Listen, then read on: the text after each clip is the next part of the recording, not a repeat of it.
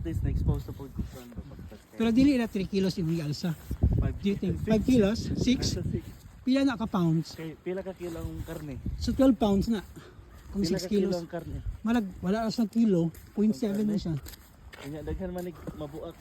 Ay katong mga mungkok no, mga bowl, nga marag kuan, mga Tando. semento, Mga bombilya, napaday ano gulay, gulay, kamatis, kamatis ng mga pista. atsal. Oo, atsal. Napagi coke, oh. Di ba? Guys, dili lalim ang pandiri Kinabuhi sa Canada. Kaya tanawa si Jazz o na siya car ha, pero kipili gyapon niya ang magbagtas. Sing ana siya ka-humble. Oo. Ang Unsa tubig pa? guys, $1 to $2. Ang tobel, 1 liter na. 1 liter na na. Ah, Pero unya. kung unaan mo, i-convert mo into peso, nana kay, let's say, 39 to 40 peso each dollar. Oo, di ba? Savings na no for the future no. So ang target nimo is saving 7,000 in a year. Kamo, nagunahon mo nga mato nini sa Canada. Pag Canada no. Ali mo dali kay para Panginggan nyo parehata ninyo ba? para fair. Oh, tabla-tabla. Di man mo ganahan mo lihok niya sa Pinas. Direta sa Canada mo lihok. O nga, og moabot ng winter season, Di na kabagtas. di gyud ko kalihok kung dirahon ko na inyong itlog. Ang mga pudil. Para mga Di tuskid. ba, kuhan ka na excited mo mag-snow? Oo. Ano mo dali, snow. Snow. Sus, karang mag-anaan na ba ako, karang angel ba? Oh, thank you Lord, snow. Anong grabe na magtrabaho dere? Ah, una-una ka mag-file kag tax. Aha. Ay, thank you Lord, na dyan kayo makuha refund. Refund. Testingin yung refund, di ba kayo kamo magbayad? Pero daghan dapat ka trabaho para maka-refund or opposite. No, the more you work, the more you pay. Oh, tama yun. Oh, nag-skating sila. Oh, nice. Ayun sa tawag na just nang ibuhat. Marag hoverboard. Hoverboard. Wow, nag-hoverboard sila. Mga na guys, ang kinabuhi Dire, sa guys. Canada. Kung magunahuna mo nga, lami kayo mo trabaho. Lami kayo mo trabaho kay kuan, dollars ang income per oras. Maugan ni. Dili ko muli, di ko magpahulay. Wala, sige. Trabaho gyud. Trabaho gyud. Pag abot og isa ka tuig, ting file of tax. Diya gyud Diba makita kay- no. Imong hard work. Ikaw pa ni utang sa gobyerno. Mali mahulog na siya kuan tax o. Kay kung refund makakadawat kag kwarta pero kung tax o magbayad ka di ba? Mo ni ginaingon niya debt. Credit, ay debit. Tax debit ang tawag. Yung lami kay paminahon credit card. No. Ang una mo sa uban nga ilan na kwarta ang credit card di ba? Wala pa kay income kay gasto na nimong credit card sa ato pa. Og kuha na nimo ting sahod na nimo, ibayad ra nimo imong sahod dito sa credit card. Plus interest pa jud. Kay kanang credit card guys, utang ra na sa bangko, dili na Kwarta ninyo. Dili na inyo kwarta di ba?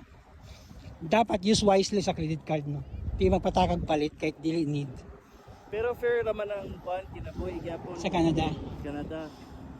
Kay gugihan ka, kabalo ka mo diskarte, Makabalay ka. mabuhi ka. Mabuhi ka, di ka mapas mo. Pero pinakauna gyud, ayaw gyud ninyo kuha ang liability. Ano si liability just?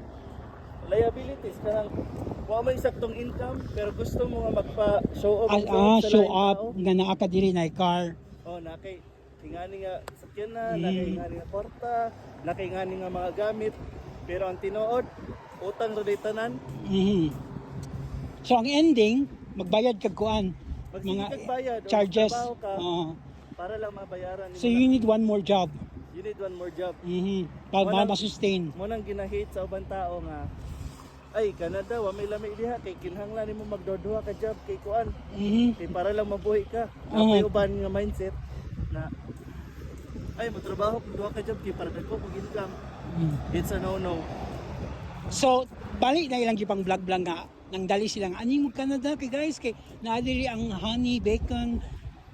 Pero kaning gipangsulti nako dili man ko maingon nga dugay na jud ko diri sa Canada pero based on my experience. Aha. Ako aning kaugalingon nga perspective, Opinion. opinion. So it doesn't disclaimer, dili tayo nag-disclaimer nga I'm not expert or generalize ang imong para sa tanan. dili kay porket experience nila, Oo. experience nako. Lahi-lahi gyud ang experience, di ba? Kay naman po iwan pa abot dili prinsesa, di ba? Ma-successful ka din. Yeah, unsa man. Kabulo ka kung saan pag Yeah. sa kwarta. Oo. Kaysa unsa may mo payo sa pag kanang sigwalda sa kwarta ron nga nasa ka na. Dili man ta makabot na. Ilaw na gusto, di Ila ba? man ang gusto sila magpalit og gamit. Okay lang, ila Deserve man na niya, kay deserve. gitrabahoan mo. Mhm. Pero at least kabalo ka asa mo padulong ang kwarta. At least naay portion sa imong kwarta sa sulod sa kabulan nga imuha jung i-invest or imuha yung i-keep. Asa pa nimo invest? Stock market. Dili crypto, kay volatile. Kaya volatile man ang crypto. Mhm. Sa ato pa, kung gusto ka mag-save ka nga investment, huwag na ka diri sa Canada, nga gusto ka nga na ay tao nga magunit sa mga kwarta, you should go for mutual funds yun sa bank. Mutual MTF. Dili man siya ingon nga dako jud kay siya increase, pero at least makita nimo balag cents lang or $1 or pila ka dollars per year. At least kabalo ka nga save mo kwarta. Bali saving for the rainy days. Oo, savings. Or if you want, kung mauna-unaan gud ninyo nga diri gud mo for good sa Canada, atod mag-retire mo, pag-anhi pa lang ninyo, mag-open na mag-RRSP daan Account. account. Wala na tax. Actually, every sahod taxable na siya. Ang RSP. Ang RRSP. How about TSSP? Unsa po na siya? TFSA. Yeah, TFSA siya. So, muna siya guys, ginaingon ako.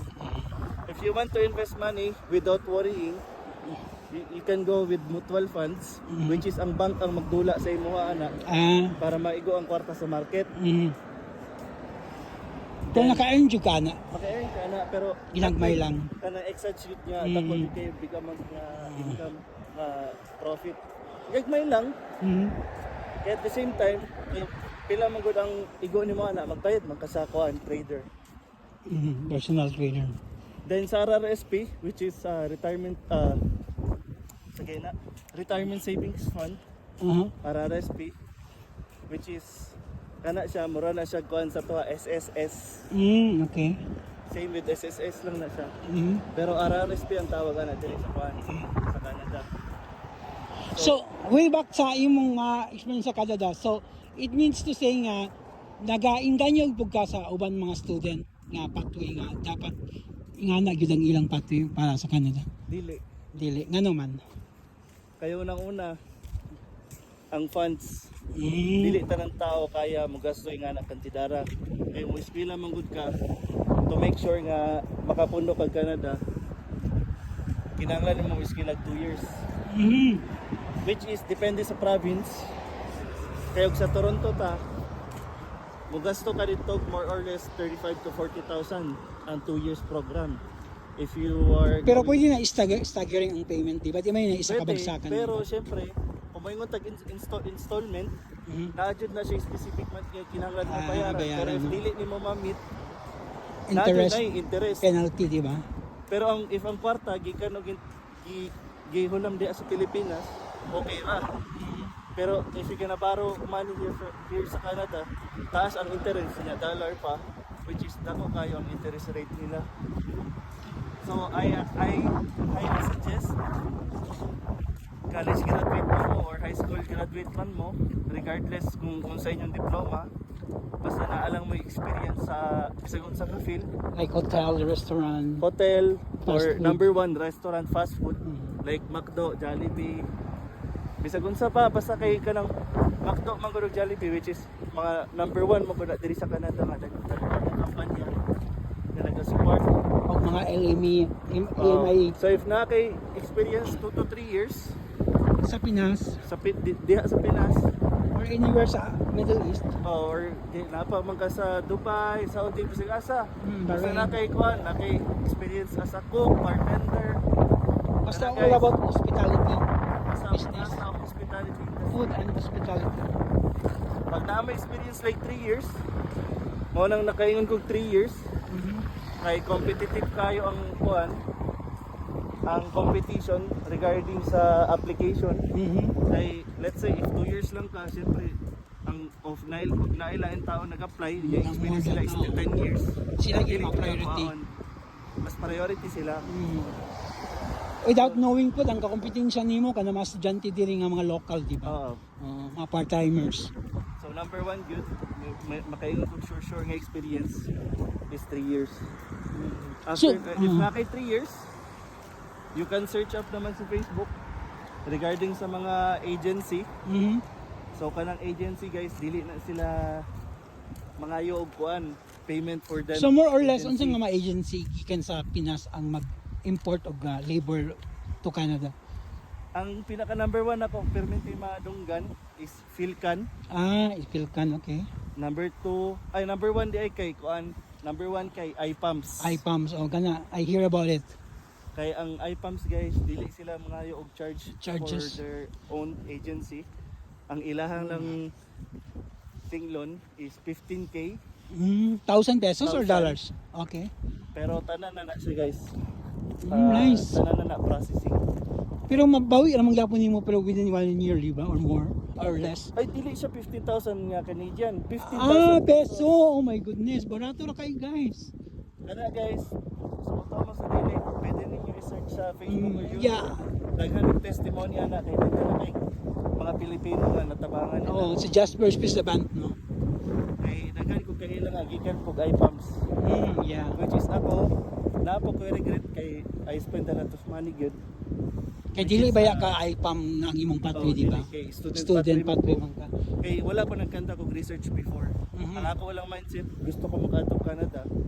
Katunan ako dire na ko na-realize. Pero kasi naka-udyok sa imong nga mag-Canada. Nga why not USA? Number 1 mo USA is hard to get the visa. Especially if you don't have enough guys bago like wala kay kayuta, wala kay savings, wala pa kay work experience. So in short, wala kay palamunin gani. Ang Canada, on the other hand, if nakay kwarta, magasulod ka sa student. Pero if you want to save up money, let's say isang ino na to nga nakay kaya, pero sakto nga nakay experience, pwede nimo kasi kung kwarta nga imong budget makaadto lang kag Canada. so happy na mi guys, padulong sa among kuan, among shelter house. It's not shelter but it's just like anong tawag ng house? House lang, no? Residential house. Residential. Na siya rise. So, ang imong ma-advise is di na lang patuga-tugaan ning Canada ang mga newcomers pag wala siya bala nga $20,000. Dili, ang ako lang akong advice, you have to decide well. You have to make sure nga eager ka din iya. Nice ang view. Para ka nasa Jasper. Kay lisod man good nga tawagan eh. Kuan ka. Ingon ako nga ay Magpaso. dito tang Canada kay tungod sa mga video nga inyong wala ko nag-discourage. But for you to know, para dili taas yung expectation. Mao gani because expectation is different than reality, right? Kay basig pag-abot niyo din maka-decide mo after a week or 2 weeks minimum ay dili na kung gusto ka na to balik lang sa Pinas. Ang gasto, Kay di ba? dili kalipay na diri guys.